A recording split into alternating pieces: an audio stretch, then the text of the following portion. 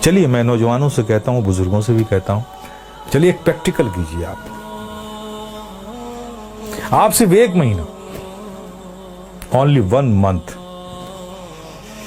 نماز کو قائم رکھیے. کچھ بھی ہو جائے, ٹرین چھوٹتی ہے چھوٹ جائے, گاڑی چھوٹتی ہے چھوٹ جائے, کچھ بھی ہو جائے, لیکن نماز مت چھوڑیے. میں پریکٹیکل بات کر رہا ہوں. 1 مہینہ اس پر قائم رہیے, پھر 1 مہینے کے بعد نماز خود ہی آپ کو نہیں چھوڑے گی. آپ کر کے تو دیکھو یار, کر کے تو دیکھو میرے پیارے, پھر دیکھو کیا لطف آتا ہے. آج تمہیں سایہ بھی ڈرا رہا ہے نا, سایہ سے بھی ڈر لگ رہا ہے نا, نماز کو اپنے سینوں سے لگا دو. خدا کی قسم ظلم و تشدد کی کیسی ہوئی آندھیاں بھی چلیں گی نا, اس سے بھی خوف نہیں آئے گا تمہیں. جو بندہ 5 وقت اپنے رب کی بارگاہ میں حاضر رہتا ہو. ارے بھائی, ایک آدمی ہے جو منسٹر کی آفس میں کام کرتا ہے, اور دوسرا آدمی جو آفس میں کام نہیں کرتا لیکن 3 بار پرائم منسٹر کے پاس جاتا ہے, تو دیکھیے کیسے سینے چوڑے کر کے چلتا ہے وہ. اس کا آنا جانا پی ایم کے آفس میں ہے. دیکھیے اس سے لوگ ملتے, ارے صاحب یہ پی ایم کے یہاں, اس سے پی ایم سے تعلقات ہے, پی ایم کے یہاں آ جاتا ہے, ہمارے پریزیڈنٹ سے اس کے تعلق. دیکھیے کتنا بے خوف گھومتا ہے اس ملک میں. اور تم, اللہ نے کتنا فضل فرمایا کہ 5 وقت تمہیں یہ سعادت نصیب کرتا ہے.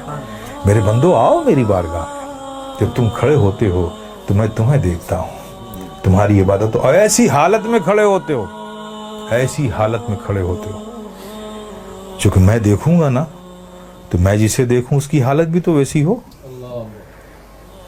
پیارے آقا صلی اللہ علیہ وسلم ارشاد فرماتے ہیں کہ رب نے فرمایا, جب ایک بندہ نماز کے لیے مسجد میں جاتا ہے اور نماز کے لیے وہ کھڑا ہوتا ہے, تو کھڑے ہونے سے پہلے رب فرماتا ہے فرشتوں سے, اے فرشتوں, اس کے اندر جتنے گناہ ہیں نا وہ اس سے جدا کر لو, نکال لو, اور سارے گناہوں کو الگ کر دو اس سے. فرشتے اس کے سارے گناہ نکال لیتے ہیں. اب بتائیے, سارے گناہ نکل گئے اور آپ نماز میں کھڑے ہو گئے, اللہ اکبر, اور رب کی توجہ آپ پر, رب آپ کو دیکھ رہا ہے, آپ اس کی عبادت میں کھڑے, گناہوں سے خالی ہو گئے. آپ سوچئے اب نماز ادا کر رہے ہیں, صدق دل سے میاں انہماک کے ساتھ رب کے ذکر میں, اس کی یادوں میں مستغرق ہو کے آپ جو بھی دعا مانگو, گناہ الگ کر لیے گئے, عبادت میں ہو, رب کی بارگاہ میں ہو, دعا قبول نہ ہو. لیکن دیکھیے ہماری مادیت کا اثر دیکھیے کہ وہاں بھی ہمارا ذہن بھٹکتا رہتا ہے. آپ سمجھ رہے ہو نا. پھر اس کے بعد کیا ہوتا ہے, جب وہ بندہ نماز سے فارغ ہوتا ہے, کتنی بڑی نعمت ہے. آپ سوچو, نماز سے فارغ ہوتا ہے, فرشتے پوچھتے ہیں, مولا وہ جو نماز سے پڑھنے سے پہلے اس کے گناہ الگ کیے تھے, وہ جو سب رکھے ہوئے ہیں الگ, اس سے یہ نماز سے فارغ ہو گیا, اب اس کا کیا کروں,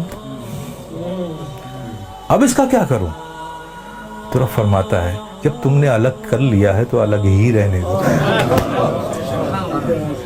آئے ہے, کتنی بڑی نعمت سے ہم محروم ہو رہے ہیں, خدا کی قسم ہے. اس لیے میرے عزیز, میرے پیارے, یہ بہت بڑی نعمت ہے, بہت بڑی نعمت.